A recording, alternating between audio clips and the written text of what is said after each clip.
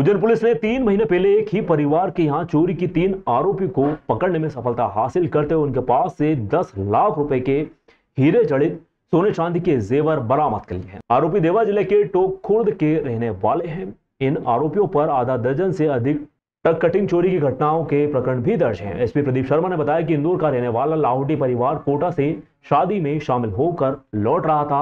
उनका सामान 16 seater traveller गाड़ी पर रखा हुआ था। रास्ते में आरोपी बैग चुरा ले गए। 24 अप्रैल को इंदौर निवासी डॉक्टर सतीश लाहौटी ने पुलिस को घटना की सूचना दी।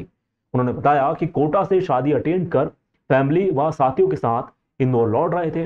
रास्ते में ढाबला हरदू के पास बदमाशों ने 16 सीटर ट्रेवलर की गाड़ी के ऊपर रखे सूटकेस व बैग की रस्सी खोल दी। 5 बैग चुरा ले गए। बैग में सोने चांदी व हीरे जड़ित जेवर थे। फरियादी की शिकायत पर एसपी के निर्देश पर टीम गठित कर साइबर सेल की मदद से ढाबला हरदू, पाट, घटिया, टोल टैक्स, घोसला, आगर, तनोड़िया, पगारा, टोल टैक्स व आसपास के सीसीटीवी फुटेज भी चेक किए। साथ ही आसपास के सैकड़ों लोगों से पूछताछ भी की गई।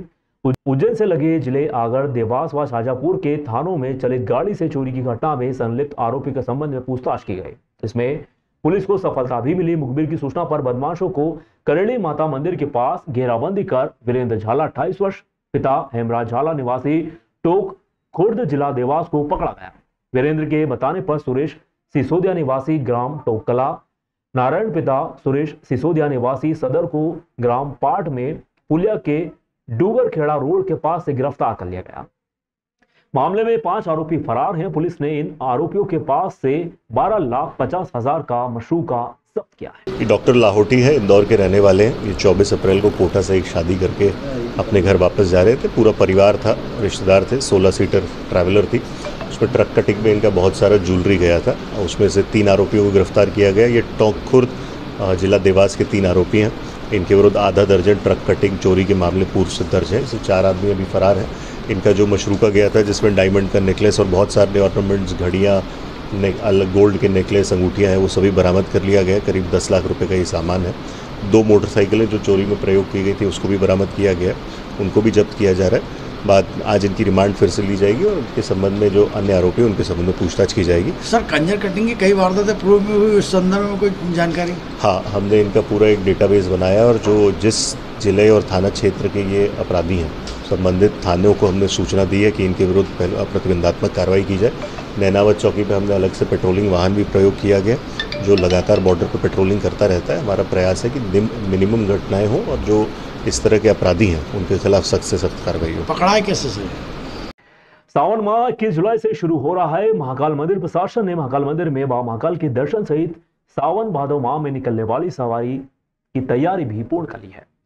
सोमवार को सवारियों की तैयारियों को लेकर संभागायुक्त संजय गुप्ता, पुलिस महानिरीक्षक संतोष कुमार सिंह ने प्रशासनिक संकुल भवन में बैठक कर व्यवस्थाओं की जानकारी ली और अधिकारियों के साथ सवारी मार्ग का भ्रमण भी किया। कलेक्टर नीरज कुमार सिंह द्वारा तैयारियों के संबंध में विस्तार से जानकारी दी गई। संभागायुक्त गुप्ता ने कहा कि बाबा महाकाल की सवारी के श्रद्धालुओं को सुगमता पूर्वक दर्शन हो सके, इसका ध्यान रखा जाए। सुनियोजित ढंग से भीड़ का प्रबंधन किया जाए। साथ ही बाबा महाकाल की सवारी में शामिल होने वाली मंडलियों को पास जारी किए जाएं।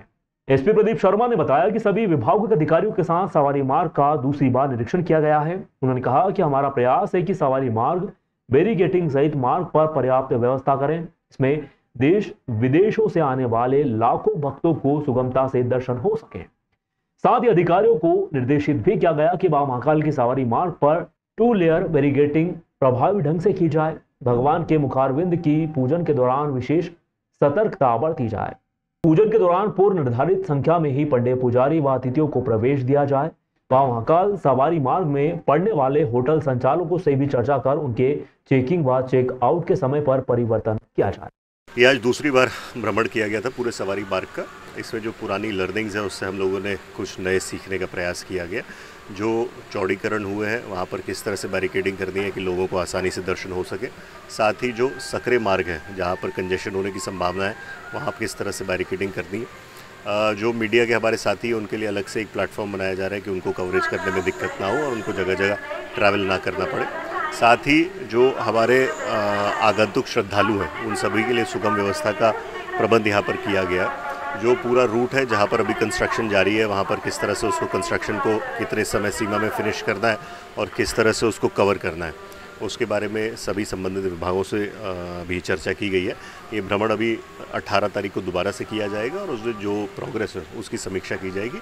हमारा प्रयास है कि आने वाली सवारी में जनता को कम से कम दिक्कत हो, बेहतर से बेहतर दर्शन हो और सभी लोग जब बाबा शहर भ्रमण पे निकलते हो तो आसानी से दर्शन। हमारे अभी से इसमें जोनल प्लान सभी जगह, जैसे माननीय मुख्यमंत्री जी के निर्देश है, वो सभी जगह जोनल प्लान बना लिया गया।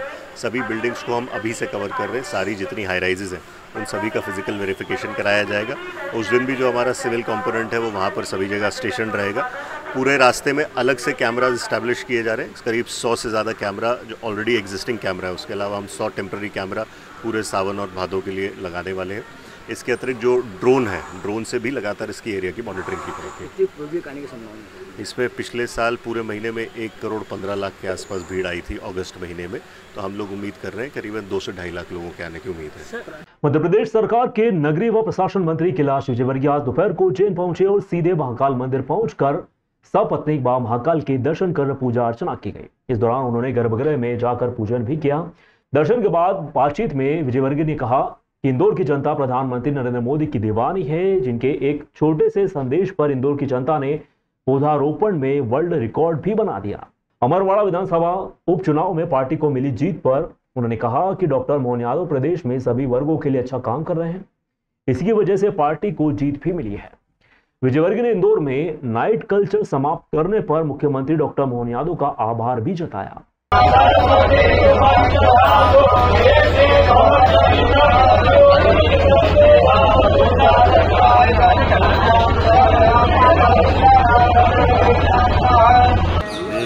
महाकाल को धन्यवाद देने आया था, तो उनकी कृपा से इंदौर ने विश्व रिकॉर्ड बनाया है और प्रधानमंत्री जी का जो सपना है 140 करोड़ पेड़ लगाने का, इंदौर में उसने गिलहरी की तरह काम किया है। 51 लाख पेड़ का हमने संकल्प लिया था, कल 11 लाख पेड़ एक ही दिन में लगा दिए। ये वर्ल्ड रिकॉर्ड है। मुझे लगता है कि 51 लाख अतिशीघ्र जुलाई के महीने में किया। उज्जैन में पिछले कई दिनों से बारिश नहीं हुई है। आज भी मौसम खुला रहा, दोपहर में तेज धूप रही। इंदौर व देवास जिले के साथ ही आसपास के क्षेत्र में हो रही तेज बारिश का असर उज्जैन में देखने को जरूर मिला। यहाँ बगैर बारिश के ही आज सुबह करीब 10 बजे से क्षिप्रा नदी का जलस्तर बढ़ने लगा। शाम 5 बजे तक क्षिप्रा नदी का जलस्तर करीब 7 फीट तक बढ़ चुका है। अचानक से क्षिप्रा नदी में आई बाढ़ के कारण घाट के किनारे के मंदिर तक डूब गए। इसके साथ ही घाट के किनारे पर खड़े 4 पहिया वाहन भी बहने लगे। मौके पर मौजूद होमगार्ड के जवानों ने बह रहे 4 पहिया वाहनों को क्रेन के माध्यम से बाहर निकाला। वहीं पुलिस प्रशासन का अमला भी मौके पर पहुंचा और मोर्चा संभाला। अनाउंस करके श्रद्धालु को घाट से दूर किया जा रहा है। पुलिस जवानों ने बैरिकेडिंग कर आवाजाही बंद कर दी है। सूचना मिलते ही जिला कलेक्टर नीरज कुमार सिंह भी क्षिप्रा नदी पहुंचे और हालातों का जायजा लिया। क्षिप्रा नदी की छोटी रपट पर करीब 3 फीट ऊपर पानी बह रहा है।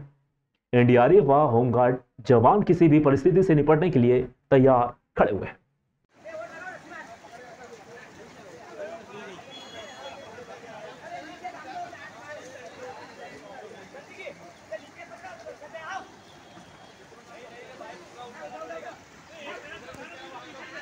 उज्जैन जिले की महिदपुर तहसील के नवनिर्मित 50 बेड का हॉस्पिटल नगर की सेवा के लिए बनाया गया है, लेकिन भगवान का रूप कहे जाने वाले डॉक्टर व नर्सों के साथ कोई बदतमीजी कर गाली गलौज के साथ धक्का मुक्की करे तो उनके दिल पर क्या बीतती होगी।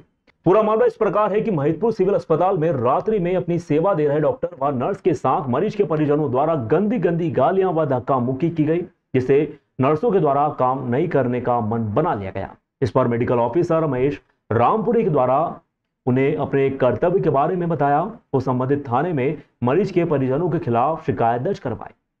इस घटना ने नर्सों व डॉक्टरों में भय का माहौल व्याप्त कर दिया है। उनका कहना है कि हम भी इंसान हैं, हम रात भर आप लोगों की बीमारियों का इलाज करते हैं, लेकिन मरीजों के परिवारजनों द्वारा इस तरह का हमारे साथ व्यवहार किया जाना काफी बुरा है। हम किस प्रकार से अपना कर्तव्य निभा पाएंगे। रात्रि में 2 स्टाफ नर्सेज ड्यूटी पर रहती हैं और एक डॉक्टर ऑन ड्यूटी रहते हैं। तो उनके द्वारा हमें ये बताया गया कि जो डिलीवरी वाली महिला है उसके साथ वाले अटेंडेंट बहुत ज़्यादा आक्रोश में आ गए थे, बदतमीजी से बात की, महिलाओं के द्वारा भी बहुत ज़्यादा अभद्र शब्दों का उपयोग किया गया तथा डॉक्टर को धक्का दिया गया और हाथापाई तक बात पहुंच गई थी। मैं ये चाहती हूँ कि हम यहाँ पर मरीजों की सेवा के लिए उपस्थित है, रात रात भर ड्यूटी करते हैं, बट मरीजों के अटेंडरों के द्वारा हमारे साथ जो बदतमीजी की जा रही है तो ये ना हो। मरीज भी समझे और उसके साथ वाले भी समझे कि हम 12-12 घंटे ड्यूटी कर रहे हैं, हम भी इंसान हैं। पूरे हॉस्पिटल में सिर्फ 2 स्टाफ नर्सेस रहती है, इसमें जनरल वार्ड, ANC, NBSU सारा हम ही लोगों को देखना पड़ता है और ऑन ड्यूटी डॉक्टर भी एक ही रहते हैं। तो मेरा सबसे निवेदन है कि कृपया करके हमको भी समझने की कोशिश करिए, क्योंकि हम भी इंसान हैं, गलतियाँ हमसे भी हो सकती है, बट इस तरह बदतमीजी नहीं की जानी चाहिए। शब्दों का जो यूज़ किया गया है वो बहुत ही ज़्यादा मतलब हमको एक तरीके से जो नाइट वाली सिस्टर ने उसने मुझे रो रो करके बताया कि किस तरीके से मेरे साथ बिहेव किया गया है और किस तरीके की गाली का यूज़ किया गया है। मतलब इतना ज़्यादा कि इंसान जो काम कर रहा है वो अपने आप को बहुत लाचार समझे कि यहाँ कैसे ड्यूटी कर रहे हैं हम। और हम लोगों को काफ़ी अनसेफ फील हो रहा है और सिस्टर है नाइट ड्यूटी में ड्यूटी करने के लिए अब बहुत ज़्यादा डर रही है कि हम कैसे ड्यूटी करेंगे। ये कल नाइट ड्यूटी में sister incharge Soni sister doctor Anuj Sharma duty करते हैं। रात में क्या है कि डिलीवरी के लिए पेशेंट को लेके आए थे, तो एक परिजनों ने सिस्टरों के साथ में उसकी गाली गलौज किया, डॉक्टर के साथ भी धमकी दी, जिससे सारी सिस्टर सारे स्टाफ बड़ा आक्रोश में है। सिस्टरों ने मतलब अस्पताल में काम करने के लिए मना कर दिया। इस सब पे कि जो दोषी है उसके अगेंस्ट में कड़ी से कड़ी कार्रवाई होगी। सिस्टरों के द्वारा और डॉक्टर साहब के द्वारा संबंधित थाने में रिपोर्ट दर्ज कराई। अच्छी बारिश की कामना के लिए उज्जैन नगर के सभी मंदिरों में कहार समाज की ओर से नगर पूजन किया गया। उत्तर वर्षा के लिए प्रतिवर्ष कहार समाज द्वारा नगर पूजा का आयोजन किया जाता है। इसी क्रम में सोमवार को नगर पूजन किया गया। उज्जैन में कहार समाज की ओर से उत्तम वर्षा के लिए प्रतिवर्षानुसार इस वर्ष भी नगर पूजा का आयोजन किया गया। कहार समाज द्वारा सोमवार को नगर पूजन की गई। नगर पूजा में सबसे पहले समाज के मंदिर पर पूजन किया गया। इसके बाद रामघाट पर शिप्रा व गंगा पूजन हुआ। पतित पावनी मां शिप्रा को चुनरी ओढ़ाए गए। तल समारोह रामघाट होते हुए 24 खंबा माता, महाकाल, हरसिद्धि मंदिर, नरसिंह घाट, भूगी माता मंदिर पर पूजन किया गया। पूर्व में कहार समाज द्वारा इस पूजन के साथ ही बलि भी चढ़ाई जाती थी, लेकिन अब इस परंपरा को बदलते हुए बलि प्रथा को बंद कर दिया गया।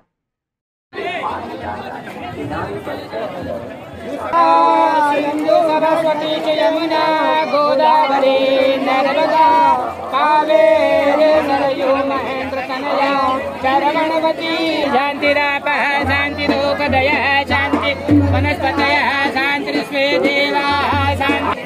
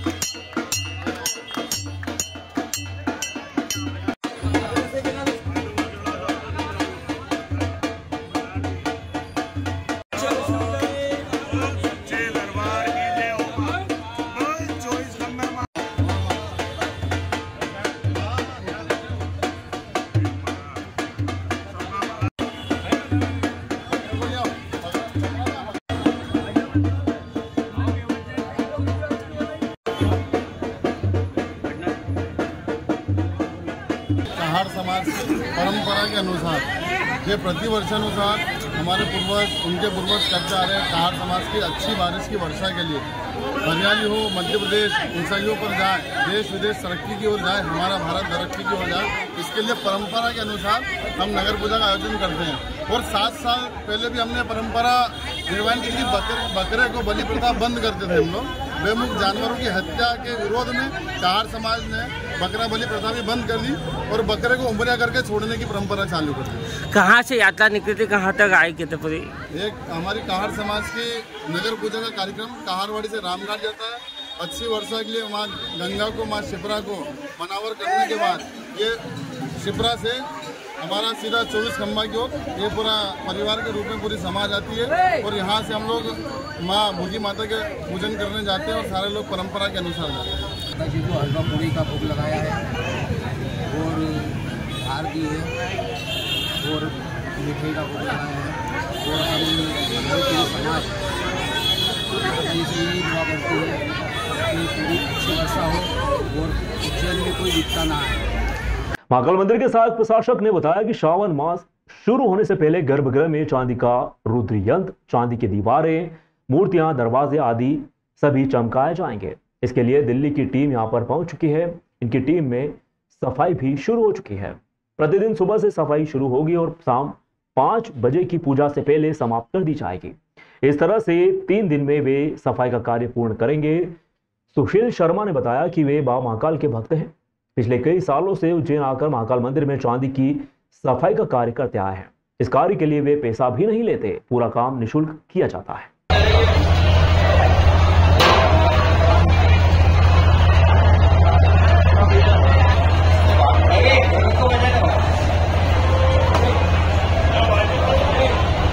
उनकी कृपा से सावन मास शुरू हो रहा है। 22 तारीख को पहला सोमवार है।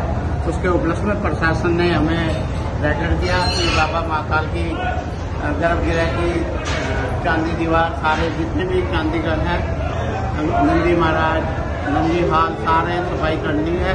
तो हमें 15 तारीख से 17 तारीख तक का समय दिया गया है। इस उपलक्ष्य में रुद्रयंत्र जितने भी चांदी का जो भी प्रशासन ने हमें लिख के दिया उसको कर रहे, हम काफ़ी वर्षों से करते आ रहे हैं। बाबा महाकाल की कृपा है। असम से यही कहेंगे, निस्वार्थ सेवा, फ्री सेवा करें, निष्काम सेवा। आपका नाम? मेरा नाम सुशील शर्मा, दिल्ली से आते हैं। जो भी हमारी टीम है मंदिर की है, मंदिर से बाहर के लिए मैं अकेला ही आता हूँ क्योंकि बाबा महाकाल की इन लोगों को ही प्रशासन जिसको भी आप अंदर कहते हैं उसी हिसाब से यहाँ सेवा करते हैं। पद्मश्री व अर्जुन अवार्ड प्राप्त सुश्री दीपा मालिक ने श्री महाकालेश्वर मंदिर पहुंचकर श्री महाकालेश्वर भगवान के दर्शन किए। पूजा अर्पित पुजारी द्वारा संपन्न करवाई गई। दीपा मालिक शॉटपुट व ज्वेलिन थ्रो के साथ तैराकी एवं मोटर रेसलिंग से जुड़ी दिव्यांग भारतीय खिलाड़ी भी हैं। उन्होंने 2016 पैरालंपिक में शॉटपुट में रजत पदक जीतकर इतिहास रचा है। मलिक द्वारा श्री महाकालेश्वर मंदिर प्रबंध समिति द्वारा दिव्यांगजनों के लिए किए गए व्यवस्था की सराहना भी की गई। प्रणाम, मैं दीपा मलिक, पद्मश्री खेल रत्न अर्जुन अवार्डी, आज अपने समस्त परिवार के साथ जल रुद्राभिषेक के लिए महाकाल के मंदिर में पधारी हूँ। पिछले वर्ष भी मैं आई थी जब इसे सुगम्य बनाया गया था। आदरणीय नरेंद्र मोदी जी के नेतृत्व में सभी मंदिर के प्रांगण अब दिव्यांगजनों के लिए सहूलियत पूर्वक होते जा रहे हैं। तो यहाँ पे भी बहुत अच्छा व्हीलचेयर का मेरे को असिस्टेंस मिला। मंदिर के सभी कर्मचारी बहुत खूबसूरती से व्हीलचेयर में मुझे भी और मेरी मम्मी को भी लेकर आए। और अब हम पेरिस पैरालंपिक्स की तैयारी कर रहे हैं और हमारा देश पेरिस में 2024 के ओलंपिक पैरालंपिक खेलों के लिए जा रहा है। तो उसके लिए और परिवार की शांति के लिए और देश की एक अच्छी भागीदारी के लिए और ढेर सारों मेडल आने के लिए आज मैं यहाँ प्रार्थना करने महाकाल के मंदिर में पधारी हूँ।